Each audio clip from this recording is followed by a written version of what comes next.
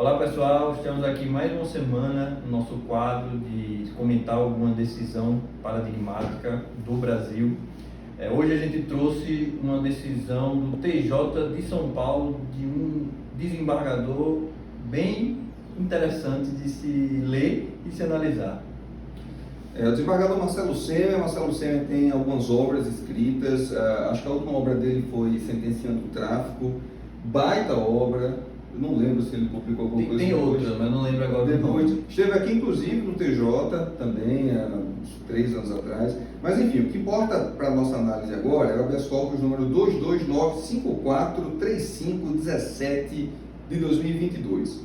É um caso curioso, que é um caso de um suposto furto, realizado, um furto de 17 melancias que teriam um valor de cerca de R$68, o valor totalizado das melancias, né?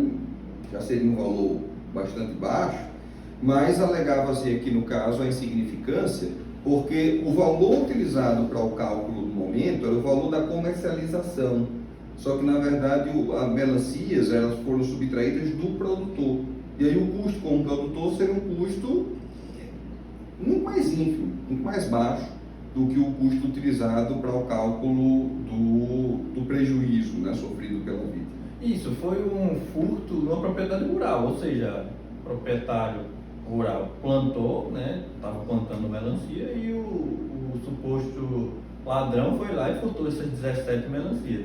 O cálculo do Ministério Público foi feito na comercialização do produto final, né? Seria cerca de R$15, e aí daria mais de R$200 de prejuízo, só que não era o produto final, né? Era ainda o produtor rural, então o cálculo teria que ser feito com o produto sendo plantado e, né, depois para ser vendido para o consumo final. Então, esse valor de R$68 já é o valor que é alegado pela defesa. Isso. Então, só me corrigindo aqui, é o valor que a defesa alega que seria o valor final e não feito pelo Ministério Público, que aí daria um valor de R$255. E mesmo assim é questionável se vale a pena mover o sistema penal por um valor desse, apesar de que usava-se o valor de corte de R$100, mas há muito tempo, né? Tem aquela decisão do Supremo de R$500, que criou muita polêmica porque era o furto no celular, mas deixa isso para outros momentos. Então, o relator, o desembargador Marcelo Semer, ele reconheceu a insignificância, né, que é interessante a gente estudar a insignificância e também tentar aplicar ela nos tribunais, né, no judiciário como um todo, porque a quantidade de casos que chegam no STF de preços insignificantes é absurda. O ano passado mesmo eu lembro assim de cor de uns 10 casos que chegaram na mídia, assim, que ficaram mais famosos, de casos absurdos que tiveram que chegar no STF de valores ínfimos. Eu lembro de um furto de alicate, se eu não me engano era um alicate que custava R$19. Então, como é que a gente vai movimentar a máquina judiciária para chegar na Suprema Corte para ele dizer, não, isso aqui é insignificante, né? Aqui, veja, chegou no TJ de São Paulo, né, na segunda instância, e o desembargador Marcelo Semer reconheceu a atipicidade pela insignificância, né? Pleiteava-se aqui o chamado trancamento da ação penal. O termo é um termo polêmico, alguns autores, como o Afrânio Silva Jardim, não gostam do termo, ele não acredita que se tranque nada. Já a Auri Lopes Júnior sempre questiona se o que se tranca é a ação ou se é o processo. O fato é que é muito difícil os tribunais reconhecerem o trancamento de uma ação penal, que seria uma espécie de um fim forçado, né? Seria um fim prematuro daquilo que sequer deveria ter se iniciado. Então é algo muito difícil de ser reconhecido. E aqui no caso concreto se reconheceu pela carência da chamada tipicidade material, uma vez que o direito penal se apresenta como um protetor de bens jurídicos, e para que ele proteja bens jurídicos é necessário que haja um dano efetivo, um risco concreto ao bem jurídico aqui em questão. Se o dano ele é ínfimo, ele é insignificante, não há o que se falar de bem jurídico que poderia vir a ser prejudicado e poderia, a partir daí, justificar o acionamento do direito penal e toda a máquina que vai colocar na execução.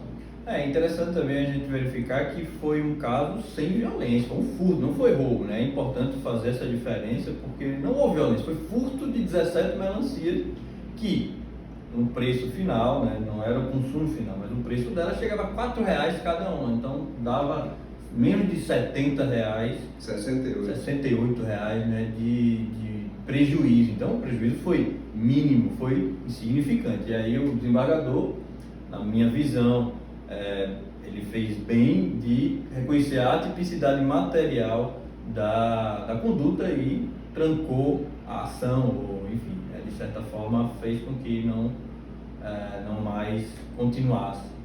Ele usa aqui, ele faz referência ao julgado do STF, o HC 84412, dígito 0 de São Paulo, que ele coloca o preenchimento dos 4 requisitos: mínima ofensividade da conduta do agente, nenhuma periculosidade social da ação, reduzido grau de reprovabilidade do comportamento, inexpressividade da lesão jurídica provocada. Eu até acredito, Marcos, que isso sequer deveria ocupar a polícia. Na verdade, se os delegados de polícia já tivessem orientação que permitissem eles, ao se perceber a insignificância, registrava, né, paralelamente, não dando início a uma investigação, e você já poderia, a partir dali, impedir que houvesse todo um...